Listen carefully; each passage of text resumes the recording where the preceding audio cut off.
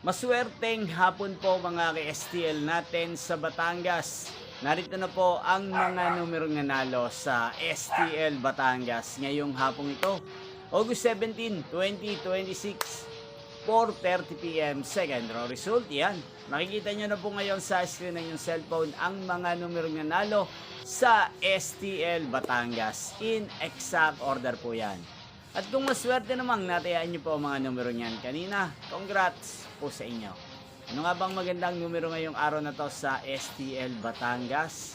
Para po sa akin, ang kursunada ko pong mga kombinasyon ng mga numero 17 at numero 30.